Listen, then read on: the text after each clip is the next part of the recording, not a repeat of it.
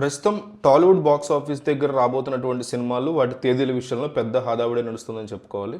ముఖ్యంగా పవన్ కళ్యాణ్ యాక్ట్ చేస్తున్నటువంటి ఉస్తాద్ భగత్ సింగ్ సినిమాకి సంబంధించినటువంటి సమ్మర్ సీజన్ని గ్రాండ్గా స్టార్ట్ చేయబోతున్నారని చెప్పుకోవచ్చు. ఈ సినిమాతో ఈ సినిమా షూటింగ్ దాదాపు పూర్తయిపోవచ్చింది. కేవలం చిన్న చిన్న ప్యాచ్ వర్క్స్ తప్ప, డబ్బింగ్ తప్ప మిగతా అంతా కూడా కంప్లీట్ అయిపోయి, టాకీ అయిపోయింది, సాంగ్స్ కూడా అయిపోయినాయి. సో ఈ సినిమాని మార్చి 26 థియేటర్లోకి తీసుకురాబోతున్నారు. ఇది దిస్ ఈజ్ రాము ఛానల్ తరఫున మేము ఇస్తున్నటువంటి స్ట్రాంగెస్ట్ ఇన్ఫర్మేషన్. ఖచ్చితంగా ఇది వర్కౌట్ అవుద్ది. సో మళ్ళీ పవన్ కళ్యాణ్ పోలీస్ డ్రెస్ వేస్తూ ఉండడంతో అంచనాలు అనేవి అభిమానులు చాలా నెక్స్ట్ లెవెల్కి వెళ్ళిపోయినాయి. నాని అలాగే శ్రీకాంత్ ఓడల డైరెక్షన్లో వస్తున్నటువంటి నాని ప్యారడైస్ మొదటైతే వేరే ప్లాన్స్ ఉన్నాయి, కానీ షూటింగ్ ఇంకా 70% కూడా పూర్తి కాకపోవటం, అలాగే అదే సమయంలో ఉస్తాద్ భగత్ సింగ్ లాంటి పెద్ద సినిమా పోటీలో ఉండడంతో ఈ సినిమా అయితే జూన్ నెలకు వాయిదా వేసే అవకాశం ఉంది అనే డిస్కషన్లు అయితే నడుస్తున్నాయి.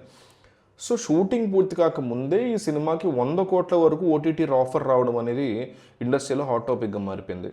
మరోవైపు ఏంటంటే విజయ్ దేవరకొండ నటిస్తున్నటువంటి VD14 రీసెంట్గా రణబాలి దీనికి సంబంధించి చెప్పారు. అయితే ఇది కూడా దీని గ్లిమ్స్ వచ్చింది. ఇది రాయలసీమ నేపథ్యంలో సాగేటువంటి ఒక పీరియాడికల్ డ్రామా కింద మనకి క్లియర్ కట్గా కనిపిస్తుంది. అలాగే ప్రభాస్, సందీప్ రెడ్డి వంగకు సంబంధించినటువంటి స్పిరిట్ గురించి కూడా కొన్ని ఇంట్రెస్టింగ్ వార్తలు గట్టిగా వినిపిస్తున్నాయి. సో ఇది కూడా ఈ సినిమా చాలా వైల్డ్గా ఉండబోతోంది అని, దీనికి ఈజీగా ఏ రేటింగ్ అనేది వస్తుందని ప్రభాస్ని ముందేనాడు చూపించిన విధంగా చూపించబోతున్నాడు మన డైరెక్టర్ సందీప్ రెడ్డి వంగ అని తెలుస్తోంది. సో పెద్ది వచ్చేసి May 1, 2026 ప్లాన్ చేస్తున్నారు. విశ్వంబర వచ్చేసి July 10, 2026. అంటే సమ్మర్ సీజన్, సినిమాల సీజన్ అని చాలామంది పిల్లల స్కూల్స్ సెలవులు ఉండడంతో పాజిటివ్గా ఫీల్ అవుతారు. సో మార్చి 26 వస్తుంది భగత్ సింగ్ వస్తే, పెద్ది May 1 రాబోతుంది, ప్యారడైజ్ June 25 రాబోతుంది, విశ్వంబర July 10 రాబోతుంది.